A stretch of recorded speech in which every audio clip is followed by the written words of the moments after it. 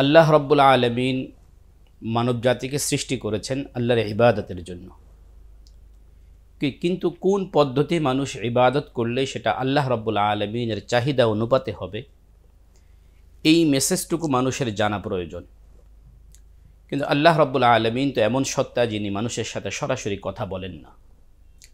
এই জন্য আল্লাহ রব্বুল আলমিন মানব জাতির মধ্য থেকে কিছু মানুষকে বাছাই করেন, যারা আল্লাহ রব্বুল আলমিনের পক্ষ থেকে তাঁর নির্দেশগুলো মানুষের কাছে পৌঁছে দেন। যেই সকল মানুষদেরকে আল্লাহ রব্বুল আলমিন নির্বাচন করেন তাদেরকে নবী বলা হয়। নবীদের মধ্যে কিছু নবী এমন রয়েছেন যাদেরকে আল্লাহ রব্বুল আলমিন নতুনভাবে শরীয়ত প্রদান করেন, তাদেরকে রসুল বলা হয়। এই ধারাবাহিকতায় আল্লাহ রব্বুল আলমিন আদ সম্প্রদায়ের নিকট হযরত হুদ আলাইহিস সালাতু ওয়াস সালামকে প্রেরণ করেছিলেন। মূলত হুদ আলাইহিস সালাতু ওয়াস সালাম নূহ আলাইহিস সালাতু ওয়াস সালামের পঞ্চম কিংবা অষ্টম বংশধর। কুরআনুল কারীমের বিভিন্ন সূরায় প্রায় ৭ জায়গায় আল্লাহ রাব্বুল আলামিন হযরত হুদ আলাইহিস সালাতু ওয়াস সালাম সম্পর্কে আলোচনা করেছেন। এই আলোচনাগুলো রয়েছে সূরা আরাফের ৬৫ নম্বর আয়াতে, সূরা হুদের ৫০, ৫৩, ৫৮, ৬০ ও ৮৯ নম্বর আয়াতে এবং সূরা শুআরা এর ১২৪ নম্বর আয়াতে। আল্লাহ রাব্বুল আলামিন হযরত হুদ আলাইহিস সালাতু ওয়াস সালামকে যে নবুয়তি দায়িত্ব দিয়েছিলেন, তিনি যথাযথভাবে আদ সম্প্রদায়ের মাঝে সে দায়িত্ব পরিপূর্ণভাবে আদায় করেছিলেন। মূলত আদ সম্প্রদায়কে আল্লাহ রাব্বুল আলামিন শারীরিকভাবে যেরকম সক্ষমতা দিয়েছিলেন, দুনিয়ার দিক থেকে ঐশ্বর্য দিয়েছিলেন। যাদাহুম ফিল খালকি বাসতা, তারা এই দুনিয়ার ঐশ্বর্যে এতটাই বিভোর ছিল যে আল্লাহ রাব্বুল আলামিনকে তারা ভুলে গিয়েছিল, বরং তারা নিজেদের বানানো মূর্তির পূজায় তারা লিপ্ত হয়েছিল, আল্লাহ রাব্বুল আলামিনের সাথে শিরকে লিপ্ত হয়েছিল। এই শিরিক এবং পাপাচার থেকে তাদেরকে মুক্ত করার জন্য, তাদেরকে আল্লাহ রাব্বুল আলামিনের দাসত্বে আবার ফিরিয়ে আনার জন্য আল্লাহ রাব্বুল আলামিন হযরত হুদ আলাইহিস সালাতু ওয়াস সালামকে প্রেরণ করেছিলেন। কিন্তু হুদ আলাইহিস সালাতু ওয়াস সালামের কওম নিজেদের ক্ষমতা, নিজেদের শক্তি, নিজেদের ঐশ্বর্যের উপরে এতটাই অন্ধ ছিল যে আল্লাহ রাব্বুল আলামিনের নিয়ামতকে তারা অস্বীকার করেছে, আল্লাহ রাব্বুল আলামিনের হুকুমকে তারা অস্বীকার করেছে, বরং হযরত হুদ আলাইহিস সালাতু ওয়াস সালামের নবুয়তকেও তারা অস্বীকার করেছে। অস্বীকার করেই তারা ক্ষান্ত হয়নি, বরং তারা পাপাচারের মধ্যে আরও প্রতিযোগিতামূলকভাবে তারা পাপাচারে লিপ্ত হয়েছে। আল্লাহ রাব্বুল আলামিন যে সকল নবীদেরকে দুনিয়াতে প্রেরণ করেন, নবীরা আল্লাহ রাব্বুল আলামিনের পক্ষ থেকে প্রেরিত হয়ে মানুষদেরকে আল্লাহর পথে আহ্বান করেন। এই আহ্বান করতে গিয়ে তারা পৃথিবীর মানুষের কাছ থেকে কোনো বিনিময় চান না, পৃথিবীর মানুষের কাছ থেকে তারা কোনো রকমের ফিডব্যাক আশা করেন না। তারা যেটা আশা করেন সেটা হলো মানুষ আল্লাহর দিকে ফিরে আসবে। কিন্তু আদ সম্প্রদায়, হযরত হুদ আলাইহিস সালাতু ওয়াস সালামের সম্প্রদায় ফিরে আসলো না। এভাবে তারা নবী হুদ আলাইহিস সালাতু ওয়াস সালামের প্রতি হঠকারিতামূলক বক্তব্য দেওয়া শুরু করলো। হযরত হুদ আলাইহিস সালাতু ওয়াস সালামকে নির্বোধ, বোকা বলে তারা সাব্যস্ত করতে শুরু করলো। এখানে একটা বিষয় লক্ষণীয়, আল্লাহ রাব্বুল আলামিন যেই নবীকে যেই জাতির কাছে প্রেরণ করেন, সেই নবী সেই জাতির সবচেয়ে পূর্ণাঙ্গ মানুষ হয়ে থাকেন। শারীরিক দিক থেকে তারা যেরকম পূর্ণাঙ্গ হন, বুদ্ধির দিক থেকে তারা তেমন পূর্ণাঙ্গ হন।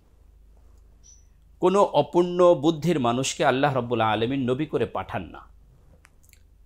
সেই হিসাবে হযরত হুদ আলাইহিস সালাতু ওয়াস সালামকে তারা বোকা বলে সম্বোধন করেছিল। قال الملأ الذين كفروا من قومه إنا لنراك في سفاهة নির্বোধ। তার সম্প্রদায়ের যারা কুফরি করেছিল তারা বলল, হে হুদ, আমরা তোমার মাঝে নির্বুদ্ধিতা দেখতে পেয়েছি। মূল কথা হলো তাওহীদের প্রতি আহ্বান, পরকালের প্রতি আহ্বান, আল্লাহ রাব্বুল আলামিনের একত্ববাদের প্রতি আহ্বান, পরকালকেন্দ্রিক জীবন গঠনের দিকে আহ্বানটাকে আদ সম্প্রদায় এখানে বোকামি বলে উল্লেখ করেছে। আদ সম্প্রদায় নবী হুদ আলাইহিস সালাতু ওয়াস সালামের দাওয়াতের পরিপ্রেক্ষিতে প্রথমত তাকে বোকা বলে সাব্যস্ত করেছে। এক পর্যায়ে তারা বিস্মিত হয়ে বলেছে, ক্বালু আজিতানা লিনা'বুদাল্লাহ ওয়াহদা, আরে তুমি কি আমাদের কাছে এই জন্য এসেছো যে আমরা এক আল্লাহর ইবাদত করব? ওয়া নাযারা মা কানা ইয়া'বুদু আবাউনা, আমাদের পিতৃপুরুষগণ যাদের যে সকল দেবদেবীর পূজা অর্চনা করতেন তাদেরকে বাদ দিয়ে দেব? তারা বিস্ময় করেছে। কিন্তু হযরত হুদ আলাইহিস সালাতু ওয়াস সালাম তাদের হঠকারিতার মোকাবেলায় তাদেরকে বলেছেন, ক্বালা ক্বাদ ওয়াকা আলাইকুম রিজসুম মিন তাদের উপরে তোমাদের এই পাপাচারের কারণে তো নূহ আলাইহিস সালাতু ওয়াস সালামের সম্প্রদায়ের উপরে যে আযাব এসেছিল, তোমরা কি সেটা ভুলে গেছো? মনে রেখো, আল্লাহ রাব্বুল আলামিনের অবাধ্যতায় কেউ চিরদিন টিকে থাকতে পারে না। আমরা যদি এক কথায় যদি আদ সম্প্রদায়ের অপরাধগুলো যদি আমরা বিবেচনা করি, তারা যে সকল অপরাধে লিপ্ত ছিল সেগুলোকে যদি আমরা পয়েন্ট আউট করি, তাহলে এভাবে আমরা দেখতে পাই। প্রথমত তারা নবীদেরকে অস্বীকার করেছে, কাযযাবাত আদুনিল মুরসালিন। সমস্ত নবী, একজন নবীকে অস্বীকার করার অর্থ হলো সকল নবীদেরকেই অস্বীকার করা। এরপরে তারা আল্লাহ রাব্বুল আলামিনের অবাধ্যতায় তারা লিপ্ত হয়েছে। এরপরে তারা আল্লাহ রাব্বুল আলামিন তাদেরকে যে নিয়ামত দিয়েছিলেন এই নিয়ামতগুলোর নাশুকরি করেছে। সাথে সাথে তারা ভেবেছে এই নিয়ামত তাদের কাছ থেকে কখনো যাবে না। তারা ভেবেছিল তাদের এই শক্তি, সামর্থ্য, তাদের এই ঐশ্বর্য সব কিছু তাদের কাছে চিরকাল থেকে যাবে। এরা যে কখনো মারা যাবে এটা তারা মানেনি, তারা তাদের আচরণে প্রকাশ করেনি। এরপরে আল্লাহ রাব্বুল আলামিনের পক্ষ থেকে নবী হুদ আলাইহিস সালাতু ওয়াস সালাম যখন তাদেরকে আযাবের শাস্তির প্রতিশ্রুতি দিলেন, ভয় দেখালেন, তারা এই শাস্তিকে কেয়ারলেস, এই শাস্তিকে তারা কোনো কিছুই মনে করল, পরোয়া করল না।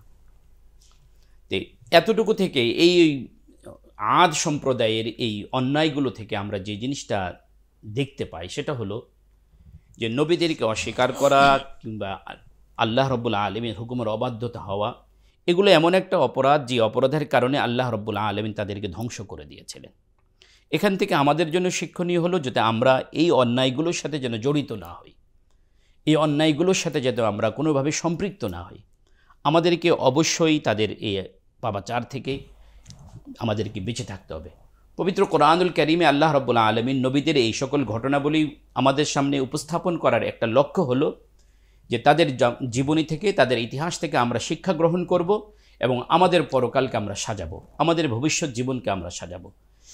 তাদের অপরাধ থেকে আমরা নিজেদেরকে বাঁচিয়ে রাখব। যদি এই আলোচনা থেকে যদি আমরা তাদের এই অপরাধগুলোকে যদি আমরা মাইনাস করে আমরা আমাদের জীবনকে সাজাতে পারি, তবে আমাদের জীবন হবে সুন্দর, সাবলীল।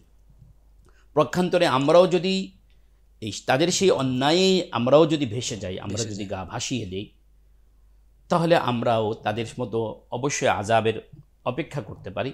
হয়তো নবী মুহাম্মদুর রাসূলুল্লাহ সাল্লাল্লাহু আলাইহি ওয়াসাল্লামের উম্মতের কারণে দুনিয়াতে আদ জাতির মতো ব্যাপকভাবে আল্লাহ পাক আমাদেরকে ধ্বংস করবেন না, কিন্তু আল্লাহ বলেছেন ওয়ালা নুযীকান্নাহুম ফিল হায়াতিদ দুনিয়া দুনাল আযাবিল আকবার। ব্যাপক না হলেও ছোট ছোট মহামারী, ছোট ছোট ভূমিকম্প, ছোট ছোট টর্নেডো, নানা রকমের আযাব দ্বারা আল্লাহ পাক রব্বুল আলামিন আমাদেরকে গ্রেফতার করবেন। এক হাদিসে রয়েছে রাসূল করিম সাল্লাল্লাহু আলাইহি ওয়াসাল্লাম বলেছেন যে এই পাপাচারের কারণেই এই জমিন আল্লাহ রব্বুল আলামিনের কাছে ফরিয়াদ করে, সমুদ্র আল্লাহ রব্বুল আলামিনের কাছে ফরিয়াদ করে। জমিন বলে ওয়াল আরদু তাস্তাযিনু রাব্বাহা ফি আন তাবতালিআ ইবনা আদম, জমিন বলে আল্লাহ আমাদেরকে অনুমতি দেন আমরা এই বনি আদমকে গিলে ফেলি। সমুদ্র বলে ওয়াল বাহরু ইস্তাযিনু রাব্বাহু ফি আন ইউগরিকা ইবনা আদম, সমুদ্র বলে আমাদেরকে অনুমতি দেন আমরা এদেরকে ডুবিয়ে ফেলি। কিন্তু আল্লাহ রাব্বুল আলামিন যেহেতু রহমান রহিম, এজন্য সমুদ্র জমিনকে আল্লাহ পাক বলেন ইন কানা আবদুকুম ফাশানুকুম বি ওয়া ইন কানা আবদি ফামিন্নি ওয়া ইলাইয়া আবদি, যে যদি তোমাদের বান্দা হয় তোমরা মেরে ফেলো, কেটে ফেলো, তাতে আমার আপত্তি নাই। যদি আমার বান্দা হয় তাহলে আমি অপেক্ষা করছি, তারা আমার কাছে তওবা করবে। আমাদের জন্য সুযোগ রয়েছে, উম্মতে মুহাম্মাদের জন্য সুযোগ রয়েছে যে আদ সম্প্রদায়ের এই পাপাচারের কথাগুলো, এই ইতিহাসগুলো জেনে আমরা তওবা করব, ফিরে আসব। এবং আমরা অবশ্যই চেষ্টা করব, জানতে চেষ্টা করব যে আল্লাহ রাব্বুল আলামিন আদ সম্প্রদায়কে কীভাবে ধ্বংস করেছিলেন।